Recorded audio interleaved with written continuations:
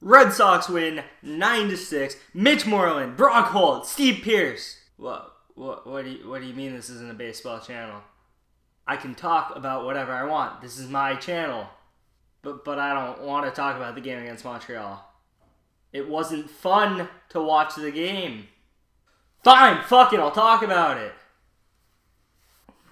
Welcome into your Bruins fan review for Game 11 against the Montreal Canadiens. The Bruins would take a brutal 3-0 shutout, kind of like what we did to the Flyers the other night at home. The only change the Bruins made tonight in their lineup was Donato goes to the third line, Wagner back to the fourth. And it almost worked, to be honest. Sadly, we would have needed a lot more than just that to work to win tonight. So let's go over what happened in the game before I give you my overall thoughts. So the first notable event that happens is David Pastrnak light slash on Xavier Ouellet, or Ouellet, however you pronounce it. He's from France or something like that. Light slash, guy drops his stick, probably wasn't holding it too tightly. He drops his stick and a penalty's called. It's pretty weak. Drops his stick, gets called. Andy Brickley was talking about it's a pet peeve. Pretty freaking annoying from this side too. However, a solid kill from the Bruins, and we almost picked the pocket of the point man twice and almost created a shorthanded chance, but was not to be. So a little after we kill off the penalty, Brendan Gallagher's got the puck in our zone, down low, harmless spot. He throws it on net, and it slips by Tuukka. Tuukka, man, you make it hard to defend you. Man, this goal lit a fire under Twitter's ass tonight, and everyone's calling for Halak to be the starter, and this goal is the reason why. You just have to cut off the angle and hold your post. It's not that hard to do, but you let it go in. Bad on you, 1-0, Habs up earlier, the goal by Gallagher. Didn't get much better after this one, as Max Domi would make it 2-0.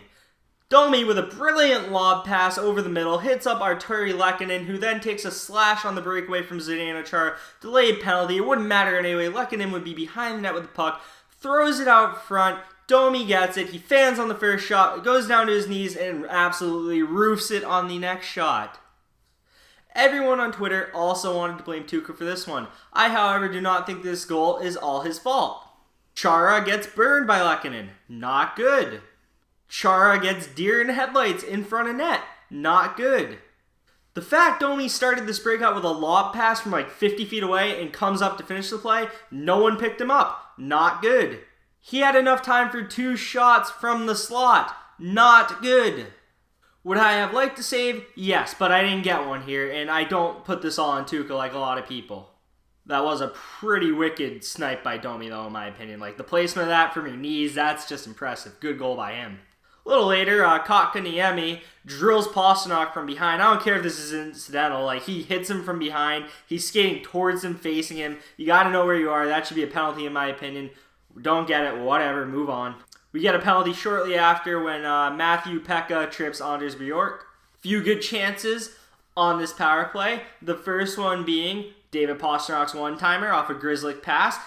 Stopped by Price. A wicked glove. He got the glove up like that. Hits him in the glove. He didn't catch it. It drops in the... Well, it doesn't drop. It stays in midair. Donato whacks it at Price. Price stops it again. This Carey Price guy is a pretty good goalie, and yeah, he was not letting anything by him tonight. You also, on that power play, when the second unit came out, had a nice breakout between Krejci and DeBrusk. This was probably our best chance for a goal, maybe. You got Krejci gives it to DeBrusk, he then shoots back post. DeBrusk sends it back to him, he can't get wood on it, and it doesn't go in, it just goes behind the net. Sad it didn't go in, that was a very good setup play, you like to see it, but it did not work, and we are still down 2-0, and we go into intermission down 2-0. Bad period, we had a bad 2 minutes, and the Habs capitalized. You hate to see it.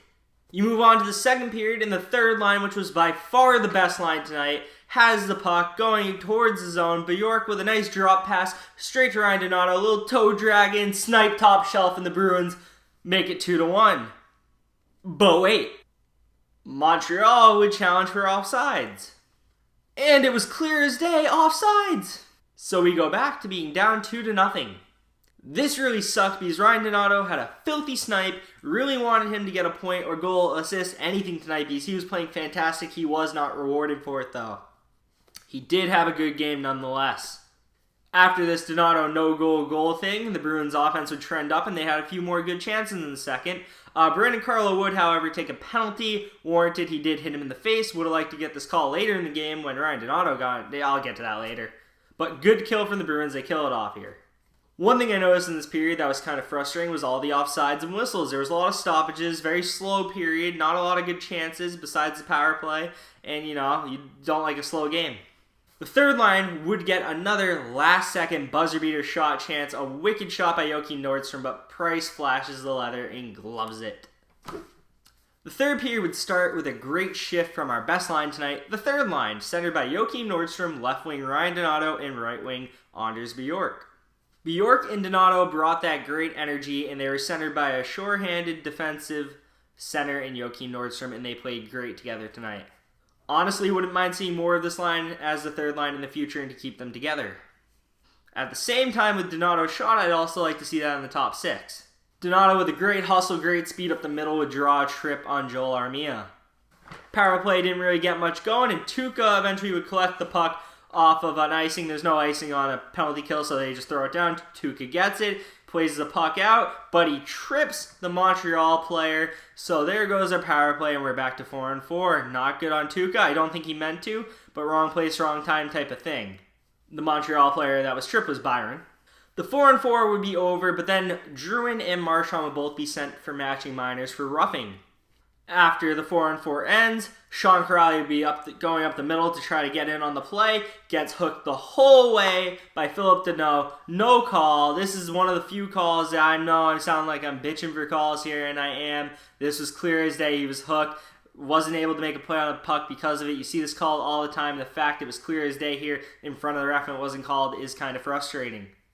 However, shortly after, we would be rewarded with a power play because Nicolas Deloriers, I think I'm pronouncing that right, hooks David Krejci. So we get the power play we wanted, and we don't really do much with it, but Ryan Donato gets slashed in the face halfway through this, and it's not a call, and it's another one you're just shaking your head like that's clear as day. Drouin got hit in the face earlier, they got the call. Donato gets hit in the face in the third, we do not get the call. Kind of frustrating. Anyway, we wouldn't score on that power play. We'd eventually pull the goalie, and eventually Jordy Ben would hit an empty netter.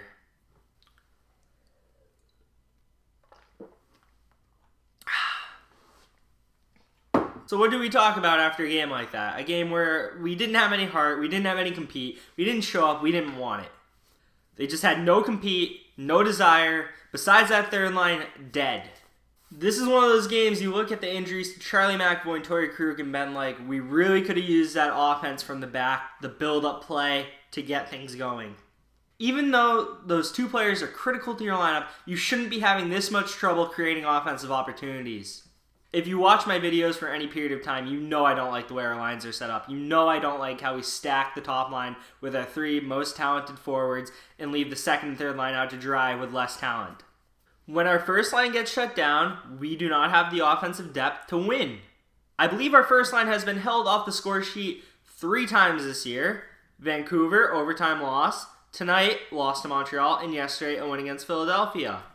Now, that's a pretty small sample size, and I don't really think it shows the whole picture because this team looks terrible for the most part when the first line isn't going. That win against Philadelphia the other day was not that impressive. It was a grindy win. You got a few grindy type goals. The game against Vancouver, you got one lucky shot by Joachim Nordstrom, and Vancouver couldn't score against you. It went 1-1 into overtime, and then you got shut out by Montreal. You also got shut out by the Capitals, so that's 4 times you've been held up the score sheet. You have 1 win, 3 losses. You got that NHL gimme point for getting to overtime in a crap game against Vancouver.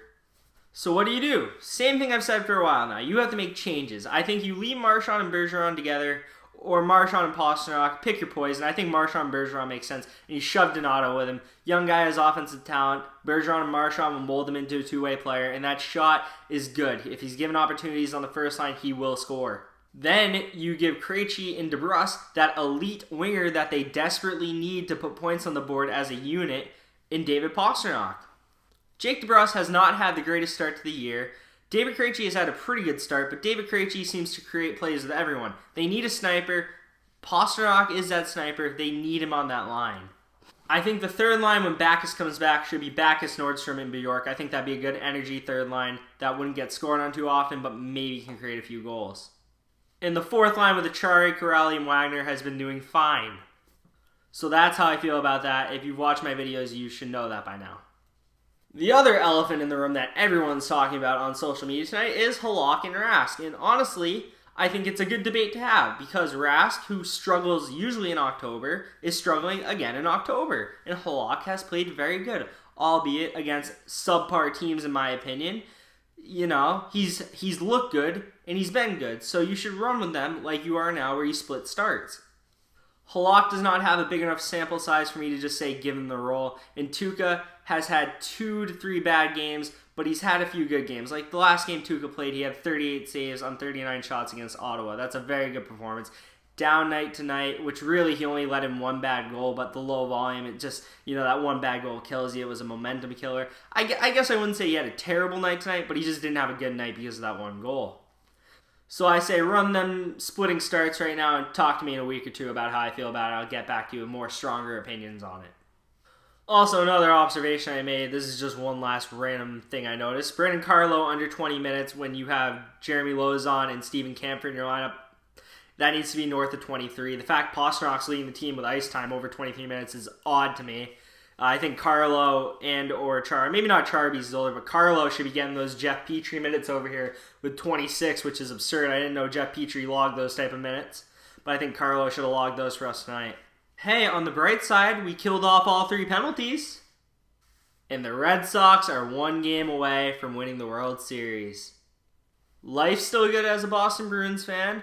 Nothing to panic about yet. We got plenty of time to figure this out. But this loss hurts because it's against the Canadiens. Congrats to Carey Price for moving to 2nd on the all-time wins list for the Montreal Canadiens. And that is all I have time for you for this Bruins fan reaction. If you liked the video, hit that thumbs up button. If you want to talk about the Bruins with me in the comments, comment. I respond to everything for the most part. And if you really like my Bruins coverage or you like me in general, hit that subscribe button. Anyway, hopefully the Bruins can pick it up Tuesday night against Carolina. And I will see you next time. Peace out.